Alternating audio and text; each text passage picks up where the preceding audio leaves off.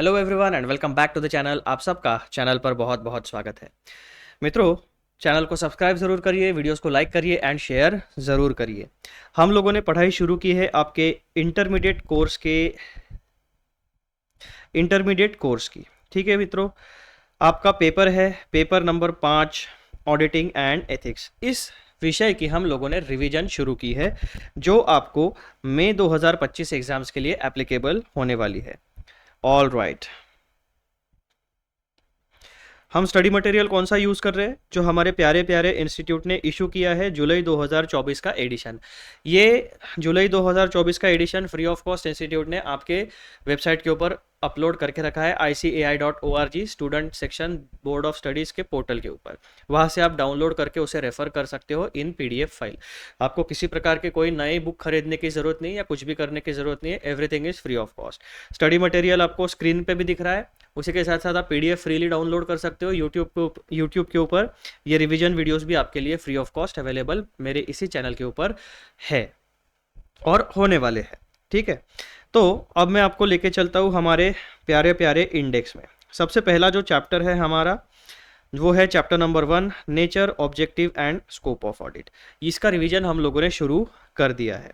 इसमें से हमारा topic number 1 introduction revision video complete है, अवेलेबल है चैनल के ऊपर। बेसिकली जितना मैंने यहाँ पर टिक मार्क किया है वो सारे वीडियोस आपको मेरे चैनल के ऊपर रिवीजन के अवेलेबल हो चुके हैं और हमारा यही प्रोसेस रहता है। हम वीडियो कवर करते हैं, इंडेक्स में मार्किंग करते चले जाएंगे ताकि हम ट्रैकिंग अच्छे से कर सके हमारी कौन सी रिवीजन वीडियो कंप्लीट हो चुकी है।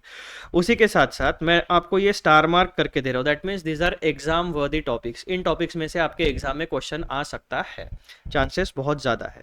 तो जो सबसे अल्ट्रा इंपॉर्टेंट टॉपिक्स है, वैसे तो देखो ultra important topics and average topics, ऐसे आप अपने स्टडी मटेरियल का क्लासिफिकेशन कर सकते हो। तो मैं केवल और केवल आपको अल्ट्रा इंपॉर्टेंट टॉपिक्स मार्क करके दूंगा, क्योंकि इंपॉर्टेंट टॉपिक्स अगर मैं आपको सारी चीज़ें मार्क करूंगा तो फिर पूरा इंडेक्स ही मार्क हो जाएगा। लेकिन जैसे topic number 3, meaning and nature of auditing, इसमें हम लोगों ने डेफिनेशन ऑफ ऑडिटिंग को डिटेल में डिस्कस किया। तो ये जो डेफिनेशन ऑफ ऑडिटिंग है ये आपके कंप्लीट ऑडिट में एप्लीकेबल होता है। तो इसके ऊपर बेस किसी भी तरीके का परम्यूटेशन कॉम्बिनेशन बना के क्वेश्चन आ सकता है। So that's why this is a foundational topic और ये अल्ट्रा इंपॉर्टेंट टॉपिक होता है। तो समझ में आ गया आपको? अल्ट्रा इंपॉर्टेंट टॉपिक मतलब उस टॉपिक का रिलेशन आपको किसी भी तरीके का क्वेश्चन किसी भी टॉपिक के साथ जोड़ के पूछा जा सकता है, इसीलिए वो अल्ट्रा इंपॉर्टेंट टॉपिक होता है। तो ऐसे टॉपिक्स को मैं आपको स्टार मार्क्स करके देने वाला हूँ। उसके बाद हमने पढ़ा interdisciplinary nature of auditing and objectives of audit. तो अभी तक कुल मिलाकर हमारे 5 रिवीजन वीडियोस आपके लिए अवेलेबल है। इन 5 टॉपिक्स में से 2 रेड स्टार मार्क है, दैट मीन्स ये 2 टॉपिक्स अल्ट्रा इंपॉर्टेंट टॉपिक्स है। इस वीडियो में हम लोग रिवाइज करने वाले हैं topic number 6, scope of audit. इसको भी आप लोग स्टार मार्क कर लेना, this is also an ultra important topic. Scope of audit में हम 2 मेजर क्लासिफिकेशन पढ़ने वाले हैं। कौन सा? पहला, ऑडिट में कौन सी चीज़ें इंक्लूड होती है और दूसरा, ऑडिट में कौन सी चीज़ें इंक्लूड नहीं होती। एक प्रोसेस है जिसका नाम है ऑडिट, उस ऑडिट की प्रोसेस में कौन सी चीज़ें इंक्लूड की जाती है और उस ऑडिट की प्रोसेस में कौन सी चीज़ें इंक्लूड नहीं की जाती, यानी कौन सी बातें एक्सक्लूडेड है। तो यहाँ पर बस आपका छोटा सा प्रिंटिंग एरर है हमारे प्यारे प्यारे इंस्टीट्यूट के स्टडी मटेरियल में। उन्होंने क्या किया है, नंबरिंग प्रॉपरली नहीं किया है और इस वजह से यहाँ पर आपको 6.1 में केवल what it does not include के नाम से टॉपिक आता है। लेकिन एक्चुअली हम जब हमारा डिटेल स्टडी मटेरियल देखेंगे तो वहाँ पर आपको 3 बातें पढ़ने को मिलेंगी। पहला, overview of scope of audit, दूसरा 6.2 scope of audit what it does not include and 6.1 जो रहेगा वो रहेगा overview of scope of audit. 6.2 जो रहेगा वो रहेगा what is included in audit and 6.3 जो रहेगा वो रहेगा scope of audit what it does not include. तो ऐसे 3 टॉपिक्स हमारे टेक्स्ट में इंक्लूड किए गए, वो मैंने आपको क्लैरिफिकेशन यहाँ पे दे दिया है। तो अब हम लोग आ चुके हैं आपके इंस्टीट्यूट के स्टडी मटेरियल के चैप्टर नंबर 1 के पेज नंबर 1.10 के ऊपर। ये देखो, यहाँ पर मैं भी थोड़ा सा रिवाइज कर लेता हूँ अपना। दिस इज 6.2, ठीक है, this topic is 6.2 this topic, यहाँ पर जो मैंने रेड ब्रैकेट आपके लिए करके रखा है, इतना पैराग्राफ्स आपका, यानी ये पैराग्राफ नंबर 1, बॉक्स में पैराग्राफ नंबर 2 और ये एग्जाम्पल, ये कुल मिलाकर आपका बनता है 6.1, which is overview of scope of audit. फिर नीचे यहाँ पे आता है आपका 6.2, the following points are included in the scope of audit of financial statements, यानी ऑडिट में कौन सी चीज़ें इंक्लूड की जाती है।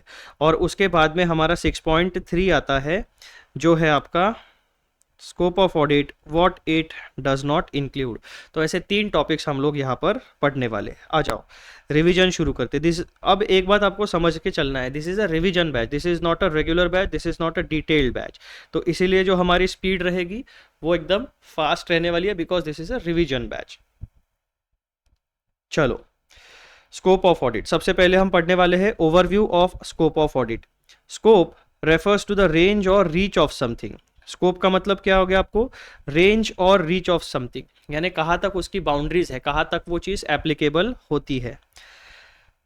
The purpose of audit is to enhance the degree of confidence of intended users. तो यहाँ पर स्कोप ऑफ ऑडिट में आपको पर्पज बता दिया है। पर्पज क्या है ऑडिट का, to enhance the degree of confidence of intended users. अब आपके सामने सवाल आता है कि भाई साहब, फाइनेंशियल स्टेटमेंट में जो फाइनेंशियल इन्फॉर्मेशन डिपिक्ट की जाती है उसके यूजर्स कौन कौन है। और जब भी हम ऑडिट के केस में फाइनेंशियल स्टेटमेंट्स बोलेंगे तो आपको हमेशा समझ के चलना है general purpose financial statements. Financial statements 2 प्रकार के होते हैं, पहला general purpose financial statements and दूसरा होता है स्पेशल पर्पस फाइनेंशियल स्टेटमेंट्स। तो अभी हमारा जनरल पर्पस फाइनेंशियल स्टेटमेंट्स में 5 चीजें इंक्लूड, 5 एलिमेंट्स इंक्लूड होती है, P&L, balance sheet, schedules to accounts, notes to accounts and cash flow and fund flow statement. ये 5 बातें आपके जनरल पर्पस फाइनेंशियल स्टेटमेंट्स में इंक्लूड की जाती है। और जब भी हम ऑडिट में बात करेंगे और जहां भी स्पेसिफिकली केवल फाइनेंशियल स्टेटमेंट कहा गया होगा, वहां पर ये हम अज्यूम करेंगे कि it is talking about general purpose financial statements, ठीक है। स्पेशल पर्पस फाइनेंशियल स्टेटमेंट के बारे में जब भी बात हो रही होगी, वहां पर clearly special purpose financial statements को मेंशन किया जाएगा। तो ये एक बेसिक अजम्पशन आपको CA intermediate and CA final दोनों जगह पे याद में रखना है। The purpose of audit is to enhance the degree of confidence of intended users in the financial statements। ठीक है भाई साहब, तो ऑडिट का स्कोप क्या है, जो हमारे यूजर्स ऑफ फाइनेंशियल स्टेटमेंट्स है उनका कॉन्फिडेंस यानी उनको क्रेडिबिलिटी बढ़ा के देनी है फाइनेंशियल स्टेटमेंट में जो भी इंफॉर्मेशन है उसकी। यूजर्स ऑफ फाइनेंशियल स्टेटमेंट्स में भी, अब यूजर्स ऑफ फाइनेंशियल स्टेटमेंट्स कौन कौन हो सकते हैं, तो भाई साहब वो हो सकते हैं आपके share holders, employees, customers, government and regulatory authorities and bankers. क्यों, क्योंकि इनके बेसिस फाइनेंशियल स्टेटमेंट में जो भी इंफॉर्मेशन दी गई होगी उस फाइनेंशियल इंफॉर्मेशन के बेसिस के ऊपर ये लोग अपने इकोनॉमिक डिसीजंस फाइनलाइज करते हैं। ठीक है जी, फिर उसके बाद क्या चीज़ आ रही है हमारी, enhancing of degree of confidence is achieved by the expression of opinion by the auditor. तो यहाँ पर आपको पूरा का पूरा स्कोप लेयर वाइज समझाया जा रहा है। स्कोप का मतलब क्या हुआ, रेंज और रीच ऑफ समथिंग। तो सबसे पहला स्टेप जो है ऑडिट का, उसका पर्पस होता है। ऑडिट का पर्पस क्या है, enhance degree of confidence of intended users. फिर हमें सेकंड लेयर पता चली, इंटेंडेड यूजर्स कौन होते हैं, तो भाई साहब उनके होते हैं share holders, employees, customers, government, regulatory authorities, bankers. ये हमें यूजर सेकंड लेयर पता चल गई। थर्ड लेयर हमें क्या पता चल रही है, enhancing of degree of confidence is achieved by expression of opinion by the auditor. यानी जब हमारे ऑडिटर साहब अपना ओपिनियन देते हैं तब जाके ये जो ऑडिट का पर्पस होता है, enhancing the degree of confidence of intended users, तब जाके हमारा ऑडिट का ऑब्जेक्टिव फुलफिल होता है। Enhancing of degree of confidence is achieved by the expression of opinion by the auditor on whether the financial statements are prepared in all material respects in accordance with applicable financial reporting framework। तो जब auditor साहब audit की process को initiate करते हैं from step 1 to the last step, यानी पूरी की पूरी ऑडिट प्रोसेस को फॉलो किया जाता है, सफिशिएंट अप्रोप्रिएट ऑडिट एविडेंस को गैदर किया जाता है, तब जाके उस ऑडिट एविडेंस के बेसिस के ऊपर हमारा एक ओपिनियन बनता है जिसे कहा जाता है ओपिनियन ऑफ द ऑडिटर। और उस ओपिनियन की वजह से हमें यानी यूजर्स ऑफ फाइनेंशियल स्टेटमेंट्स को ये पता चलता है कि जो भी फाइनेंशियल स्टेटमेंट्स है क्या वो सारे के सारे मटेरियल एस्पेक्ट्स को फॉलो करके बने हैं या नहीं बने हैं, और उसके बाद applicable financial reporting framework follow किया गया है या नहीं किया गया है। ठीक है भाई साहब, ये दो बातें आपको ध्यान में रख के चलना है। अब ये एप्लीकेबल फाइनेंशियल रिपोर्टिंग फ्रेमवर्क एक नई टर्म है, इसका मीनिंग क्या है, तो इसका मीनिंग आपको इस बॉक्स में प्रोवाइड किया गया है। Applicable financial reporting framework means a framework adopted in preparation and presentation of financial statements that is acceptable in view of the nature of the entity and the objective of financial statements or that is required by the law। यानी applicable financial reporting framework का मतलब क्या होता है, एक financial information को prepare करने का एंड प्रेजेंट करने का तरीका और फॉर्मेट, यानी टेक्निक एंड फॉर्मेट जो कि एक्सेप्टेबल है in the nature of entity. यानी एंटिटी का नेचर कैसा है, प्रॉफिट ओरिएंटेड है, नॉट प्रॉफिट ओरिएंटेड है, एंटिटी का लीगल स्टेटस क्या है, प्राइवेट लिमिटेड कंपनी है, पार्टनरशिप फर्म है, सोल प्रोप्राइटरशिप है, एलएलपी है, एलएलसी है, ट्रस्ट है, एनजीओ है, किस प्रकार का लीगल स्टेटस है, वो भी हम ध्यान में रखेंगे। और उसके बाद रिक्वायर्ड बाय द लॉ और रेगुलेशन, तो हम वही लीगल स्टेटस की बात करें, जैसे जो कंपनीज है, जो कंपनीज एक्ट 2013 के अंडर रेगुलेट की जाती है, उनको शेड्यूल 3 फॉलो करना पड़ता है। शेड्यूल 3 का जो कंपनी का जो फाइनेंशियल स्टेटमेंट्स का फॉर्मेट है वो उन्हें फॉलो करना पड़ेगा। पब्लिक लिमिटेड कंपनीज के लिए जो फॉर्मेट है वो उन्हें फॉलो करना पड़ेगा। प्राइवेट लिमिटेड कंपनीज के लिए जो रूल्स एंड रेगुलेशंस है उसके हिसाब से उसका एप्लीकेबल फाइनेंशियल रिपोर्टिंग फ्रेमवर्क बनेगा। बैंकिंग कंपनी जो होती है उनको आरबीआई और जो रेगुलेटरी अथॉरिटी होती है उसके रेगुलेशंस फॉलो करके और प्रॉपर फॉर्मेट जो होगा उसी में उनकी फाइनेंशियल इंफॉर्मेशन को रिप्रेजेंट करना पड़ेगा। Similarly insurance company, electricity company, IT company, manufacturing concern, service oriented company, हर एक कंपनी का, हर एक ऑर्गेनाइजेशन का अपना अपना सेट फॉर्मेट होता है। तो इन सारी चीज़ों को ध्यान में रख के प्लस जो भी आपको accounting standards, Indian accounting standards, financial reporting standard, जितने भी एप्लीकेबल लॉज है, टैक्सेशन लॉज है, कंपनी लॉ है, उसके बाद में जीएसटी लॉ है, ये सारे लॉज को ध्यान में रखते हुए जो भी बातें उस law and rules and regulations में बताई गई होगी उन सारी चीज़ों को मिला के आपका एप्लीकेबल फाइनेंशियल रिपोर्टिंग फ्रेमवर्क बनता है। For example in case of companies in India, अब हम भारत की बात कर रहे हैं कंपनीज की, जो कंपनीज एक्ट 2013 के अंडर रेगुलेट होती है। Financial reporting framework is provided under schedule 3 of the companies act 2013। तो यहाँ पर तो एक ही एग्जांपल दिया हमने, सारे के सारे जितने हमें हमारी जानकारी में जितने एग्जांपल्स थे वो सारे एग्जांपल्स हमने ओरली वर्बली डिस्कस कर लिए। अब हमारा जो ओवरव्यू वाला पोर्शन है वो समाप्त होता है, यानी स्कोप ऑफ ऑडिट का आपको यहाँ पे ओवरव्यू पूरा का पूरा पता चल गया कि ऑडिट का स्कोप, ये जो ऑडिट नाम की जो प्रोसेस है उस प्रोसेस का स्कोप क्या होता है, उस कहाँ तक वो एप्लीकेबल होती है, उसमें कितना काम करना पड़ता है, उसका अल्टीमेट ऑब्जेक्टिव क्या होता है, इस ऑब्जेक्टिव को हम किस तरीके से अचीव करते हैं और जो ऑब्जेक्टिव है उसको अचीव करने के बाद कौन से उसके स्टेक होल्डर्स होते हैं जिन्हें हम वो ओपिनियन एक्सप्रेस करते हैं। ये सारी बातें आपको स्कोप ऑफ ऑडिट की ओवरव्यू में यहाँ पर पता चल गई। अब हम यहाँ पर आते हैं दूसरे मुद्दे के ऊपर। अब हम थोड़ा डिटेल में पढ़ेंगे कि भाई साहब हमारी ये जो ऑडिट की जो प्रोसेस है इसमें कौन सी चीजें इंक्लूड की जाती है।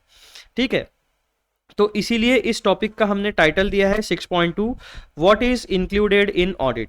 The following points are included in scope of audit of financial statements. Financial statements मतलब general purpose financial statements.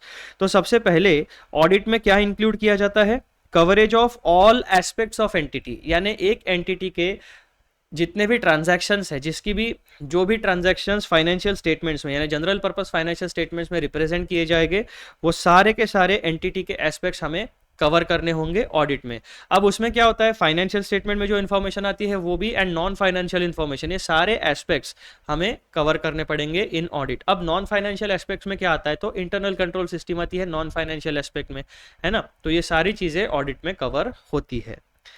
Coverage of all aspects of entity. Audit of financial statements should be organized adequately to cover all aspects of the entity relevant to the financial statements being audited. यानी जो financial statements का audit एक independent auditor conduct कर रहा है उस financial statements से related जितने भी entity के aspects है वो सारे aspects हमारे audit में cover किए जाते हैं। बात ध्यान में आ गई आपको। Point number 2, Reliability and sufficiency of financial information. The auditor should be reasonably satisfied that information contained in underlying accounting records and other source data like bills, vouchers, documents, etc. is reliable and sufficient basis for the preparation of financial statements. यहाँ पर आपको एक बात मैं revise करा देना चाहता हूँ। देखो, हमारी इंडस्ट्री में 3 प्रकार के स्टेक होल्डर्स है। पहला बिजनेस एंटिटी, दूसरा users of financial information and तीसरा हमारे चार्टर्ड अकाउंटेंट यानी प्रोफेशनल्स। प्रोफेशनल क्या होता है? एक न्यूट्रल पर्सन होता है, एक अनबायस्ड पर्सन होता है, एक थर्ड पार्टी होता है। रिलेशनशिप होती है बिजनेस एंटिटी प्लस उसके यूजर्स ऑफ फाइनेंशियल इंफॉर्मेशन में। अब यहां पर क्या बात कही गई है? Preparation of financial statements. Preparation of financial statements की जिम्मेदारी किसकी होती है? Owners, management and those charge with governance की। ऑडिटर की जिम्मेदारी क्या होती है? जो रेडीमेड फाइनेंशियल स्टेटमेंट्स बने हुए हैं उनको रीवेरिफिकेशन करना है, उनको रीचेक करना है, उनका ऑडिट करना है। ये ऑडिटर की जिम्मेदारी होती है। तो यहाँ पर क्या कहा गया है? Reliability and sufficiency of financial information. जब भी कोई व्यक्ति ऑडिट करेगा तो मैनेजमेंट ने बनाए हुए जो फाइनेंशियल स्टेटमेंट्स है वो अगर ऑडिट को देती है मैनेजमेंट, तो ऑडिटर को सबसे पहले क्या इंश्योर करना है कि जो फाइनेंशियल इंफॉर्मेशन यानी general purpose financial statements audit के लिए प्रोवाइड किए गए हैं उसमें दी गई इंफॉर्मेशन रिलायबल है एंड सफिशिएंट है। रिलायबल मतलब उनसे जो भी इंफॉर्मेशन फाइनेंशियल स्टेटमेंट्स में उससे रिलेटेड सारे original documents, bills, vouchers, documents physically और डिजिटली अवेलेबल है, कोई भी फेक ट्रांजैक्शन नहीं है। सफिशिएंसी मतलब कंप्लीटनेस, एक्यूरेसी, कोई किसी भी प्रकार का कोई एरर उसमें नहीं है। ये बातें आपको ध्यान में रखनी पड़ेगी as an auditor. Second point क्या है मित्रों? Reliability and sufficiency of financial information. The auditor should reasonably satisfied. अब यहाँ पर क्या होता है, हम कंप्लीट सेटिस्फैक्शन तो गेन नहीं कर सकते रिगार्डिंग रिलायबिलिटी एंड सफिशिएंसी, लेकिन ऑडिटर के कुछ प्रिलिमिनरी ड्यूटीज होती है। उन ड्यूटीज को, उन प्रोसीजर्स को परफॉर्म करने के बाद हमें ये रीजनेबल सेटिस्फैक्शन मिल सकता है कि financial information reliable and sufficient है या नहीं है। The auditor should be reasonably satisfied that information contained in underlying accounting records and other source data like bills, vouchers, documents is reliable and sufficient basis for preparation of financial statements. The auditor makes a judgment of reliability and sufficiency of financial information by making a study and assessment of accounting systems. अब यहाँ पर reliability and sufficiency कैसे आप हासिल करोगे as an auditor, उसका explanation यहाँ पर दिया गया है। The auditor makes a judgment of reliability and sufficiency of financial information by making a study and assessment of accounting systems and internal controls and by carrying out appropriate tests, inquiries and procedures. तो ये जो sufficiency and reliability है इसको आप establish कैसे करोगे as an auditor? तो यहाँ पर आपको प्रोसेस बताई गई है। आपको क्या कंडक्ट करना पड़ेगा? स्टडी एंड असेसमेंट, यानी इंफॉर्मेशन को गैदर करो और उसका इवेल्युएशन करो। आप क्या किन चीज़ों का स्टडी एंड असेसमेंट करोगे? तो आप इंटरनल यानी accounting system and internal controls. तो आप जिस भी एंटिटी के फाइनेंशियल स्टेटमेंट्स का ऑडिट करोगे उसका एक प्रिलिमिनरी ओवरव्यू एंटिटी को अंडरस्टैंड आप करोगे by understanding their accounting system and internal control. उसी के साथ साथ आप अप्रोप्रिएट टेस्ट कंडक्ट करोगे, इंक्वायरीज कंडक्ट करोगे and different preliminary audit procedures को आप कंडक्ट करोगे to establish that the financial information provided by the entity or the management of the entity or those charged with governance is reliable and sufficient basis for the preparation of financial statement. तो आप जब audit करोगे तो auditor साहब को ये ध्यान में रखना है कि एक तो सारे एस्पेक्ट्स जिनका इम्पैक्ट फाइनेंशियल स्टेटमेंट के ऊपर पड़ता है, चाहे वो फाइनेंशियल नेचर के हो या नॉन फाइनेंशियल नेचर के हो, वो सारे एस्पेक्ट्स आपके ऑडिट में कवर होने चाहिए। अब फाइनेंशियल इंफॉर्मेशन की जब हम बात करते हैं तो फाइनेंशियल इंफॉर्मेशन की रिलायबिलिटी एंड सफिशिएंसी आपको एस्टैब्लिश करनी है as an auditor by conducting preliminary audit procedures. उसके बाद पॉइंट नंबर 3 आपको क्या परफॉर्म करना है? Proper disclosure of financial information. The auditor should also decide whether relevant information is properly disclosed in the financial statements. अब हमें ये बात पता है कि जनरल पर्पस फाइनेंशियल स्टेटमेंट्स में P&L, balance sheet, schedules to accounts, notes to accounts, cash flow statement, ये सारी चीजें आती है। तो नोट्स टू अकाउंट्स में हम लोग प्रॉपर सारे के सारे डिस्क्लोजर्स प्रोवाइड करते हैं, यानी जो मैनेजमेंट है जिनके ऊपर फाइनेंशियल स्टेटमेंट्स को प्रिपेयर करने की जिम्मेदारी होती है, वो सारे के सारे जितने भी मटेरियल डिस्क्लोजर्स है वो सारे के सारे डिस्क्लोजर्स आपके नोट्स टू अकाउंट्स में प्रॉपरली डिस्क्लोज करते हैं। तो ऑडिटर को क्या इंश्योर करना है भाई साहब, जो नोट्स टू अकाउंट्स या फिर शेड्यूल्स टू अकाउंट्स वाला जो पोर्शन होता है वहां पर सारे के सारे जो मैंडेटरी नेचर के डिस्क्लोजर्स है, जो मटेरियल नेचर के डिस्क्लोजर्स है, वो सारी इंफॉर्मेशन प्रॉपरली डिस्क्लोज की गई है। The auditor should also decide whether relevant information is properly disclosed in the financial statements. He should also keep in mind applicable statutory requirements in this regard. कई बार क्या होता है, बहुत सारे जो लॉज होते हैं वो थोड़ा स्ट्रिक्ट होते हैं, जैसे कि सेबी के रेगुलेशंस, उसके बाद में कंपनी लॉ के, कंपनीज एक्ट के रेगुलेशंस, वहाँ पे स्पेसिफिकली बताया जाता है। जैसे कंपनी एक्ट की अगर हम बात करें तो मैनेजरियल रेम्यूनरेशन जो होता है वहाँ पे आपको स्पेसिफिकली डिस्क्लोजर देना पड़ता है। द रिलेटेड पार्टी ट्रांजैक्शंस का आपको स्पेसिफिकली डिस्क्लोजर देना पड़ता है। उसी के साथ साथ जब आप income tax and company act की अगर बात करोगे तो स्पेसिफिकली आपको इनकम टैक्स एक्ट के अंदर भी शेड्यूल ऑफ एसेट्स बनाना पड़ता है, डेप्रिसिएशन का शेड्यूल बनाना पड़ता है, एंड कंपनी एक्ट के अंदर भी आपको अलग से डेप्रिसिएशन का शेड्यूल बनाना पड़ता है। उसके बाद में आपका जो बैंक रिकंसिलिएशन स्टेटमेंट होता है, उस ऐसी बहुत सारी बातें होती है।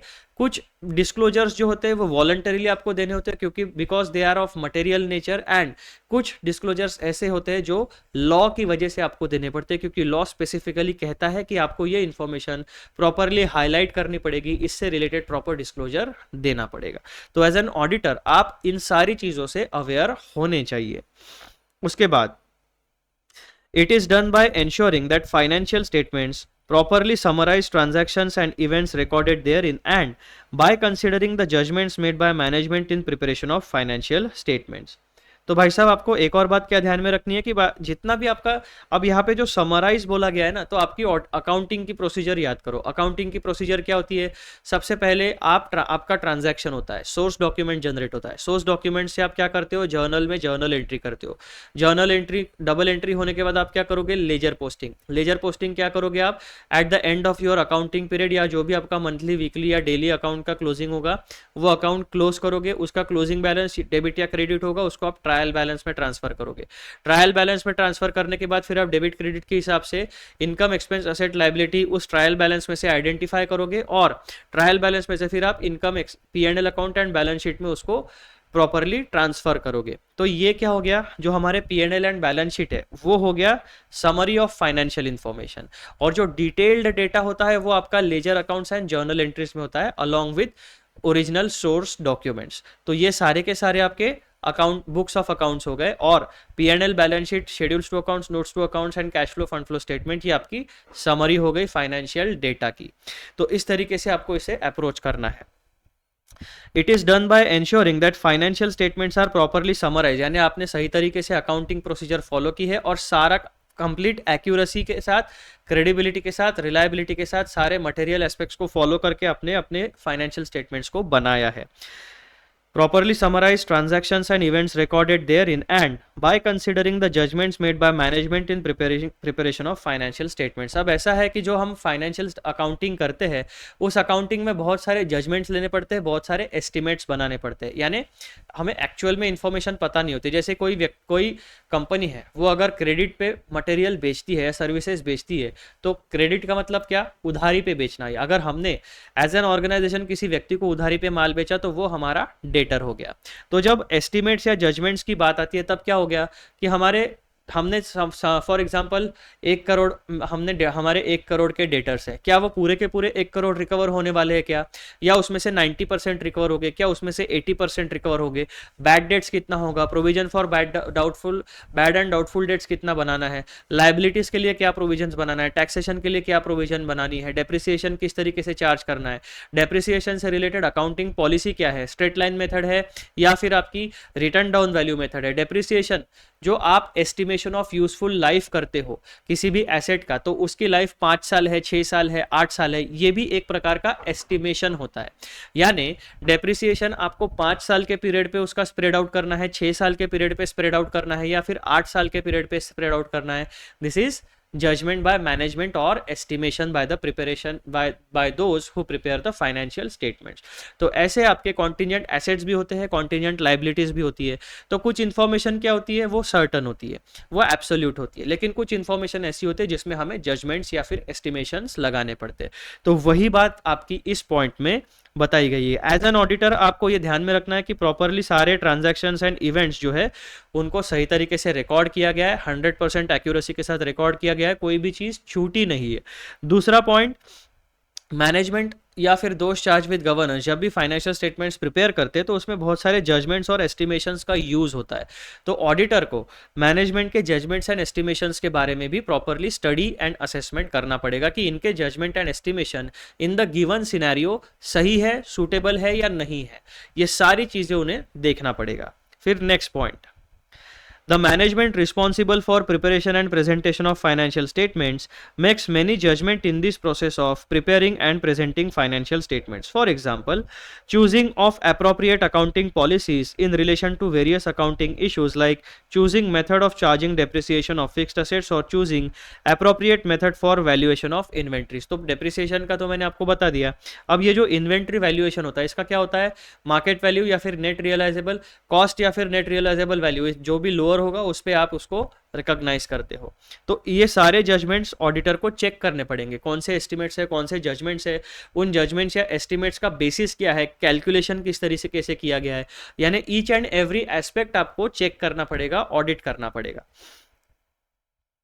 The auditor evaluates selection and consistent application of accounting policies by management। यानी ऑडिटर, एज एन ऑडिटर को आपको क्या करना पड़ेगा, मैनेजमेंट ने जितनी भी अकाउंटिंग पॉलिसीज अडॉप्ट की है उनको consistently over a period of time, यानी हर एक फाइनेंशियल अकाउंटिंग ईयर में properly similar identical accounting policies follow की है या नहीं, या बीच में कहीं पे चेंज किया है। अगर चेंज किया है तो आपको ये देखना पड़ेगा कि अकाउंटिंग पॉलिसी आप तभी चेंज कर सकते हो या तो मैंडेटरी हो, या तो बहुत ही इंपॉर्टेंट एस्पेक्ट हो, या फिर अकाउंटिंग स्टैंडर्ड में वो बताया जाना चाहिए।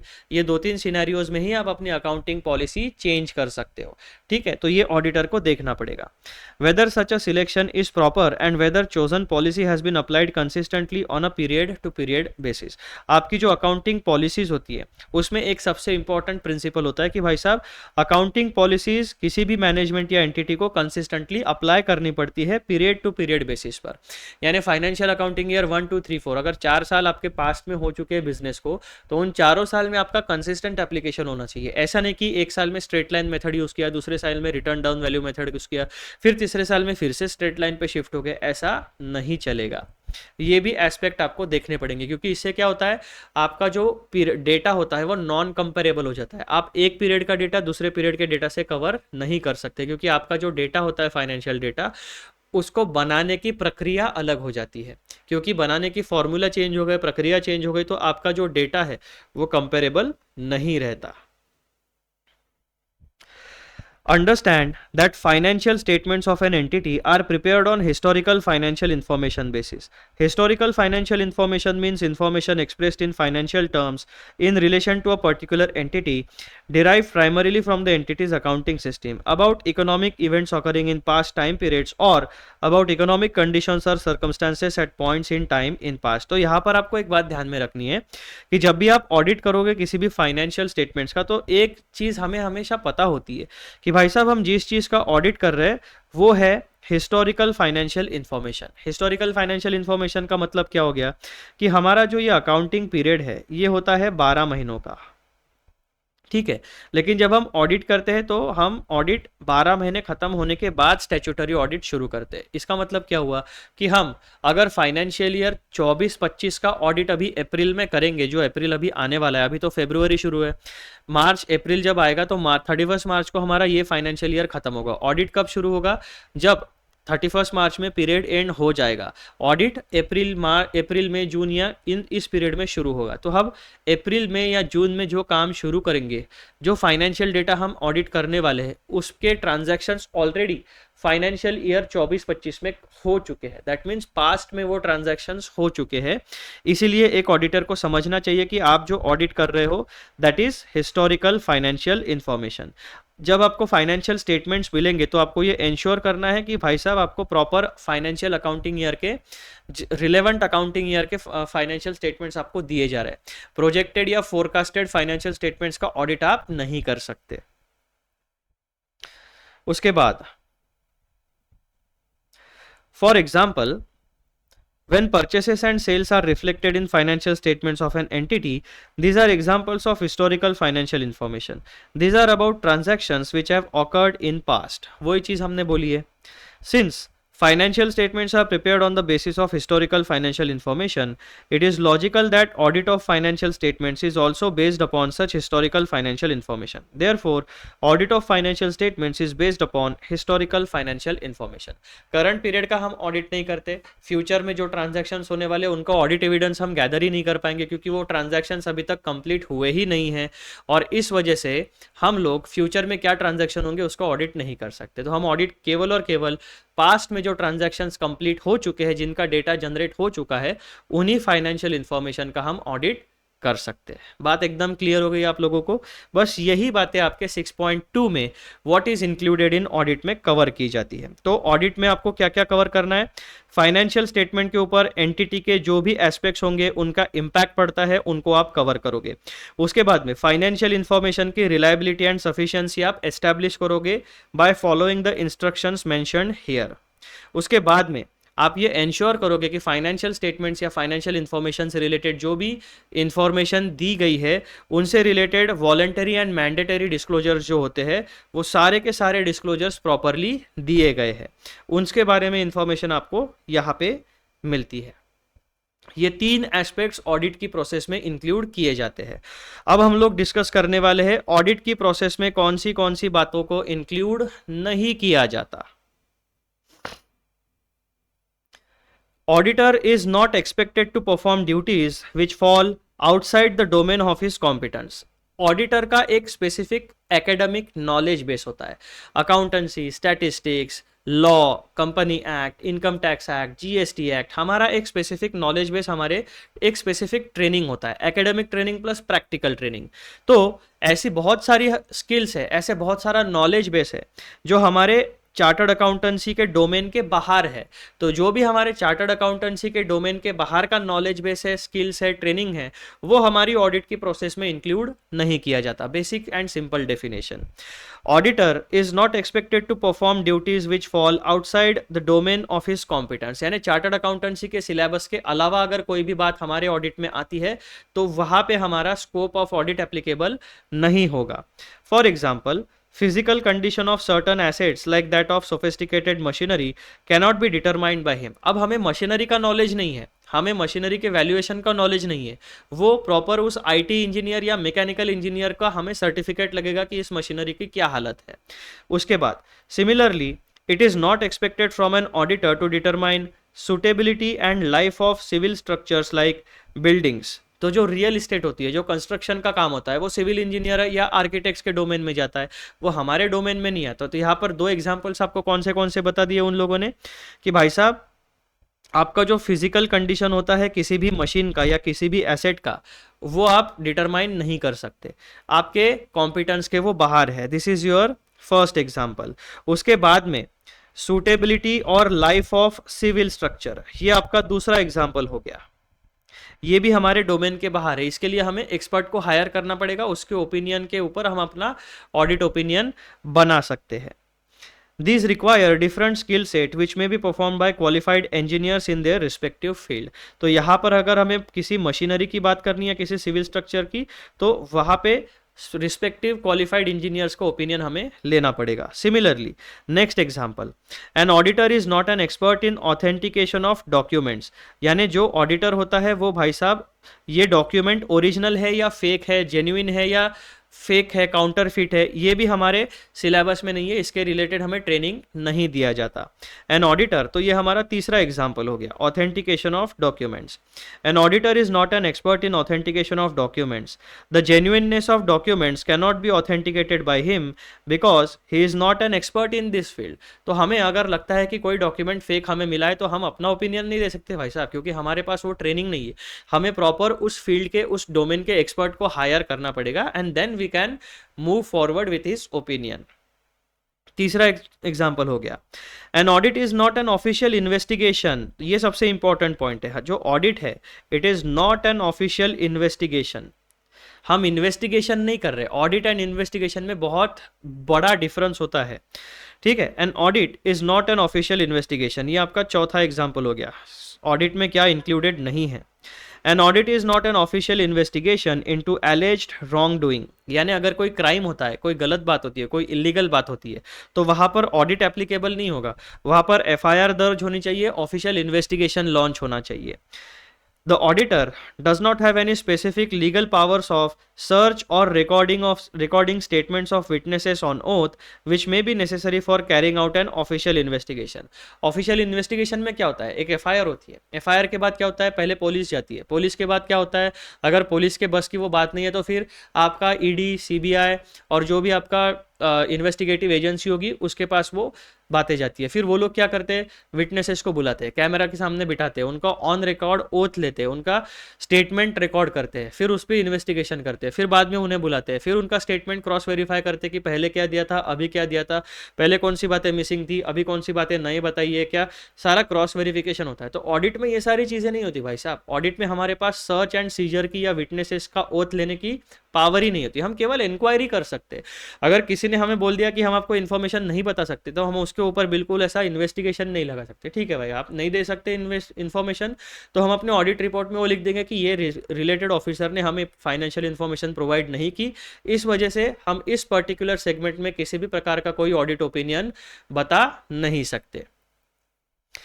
An audit is not an official investigation into alleged wrongdoing. He does not have any specific legal powers of search or recording statements of witness on oath, which may be necessary for carrying out an official investigation. Audit is distinct from investigation. दो processes है, audit अलग है, investigation अलग है। Audit is distinct from investigation. Investigation is a critical examination of accounts with special purpose. Audit में हम general purpose लेके चलते हैं और investigation में हमारा एक specific purpose होता है। For example, if fraud is suspected and it is specifically called upon to check the accounts whether fraud really exists, it takes character of investigation. जब हम ऑडिट की प्रोसेस के लिए जाते हैं तो हम मन में ये ठान के नहीं जाते कि फ्रॉड फाइंड करना ही है।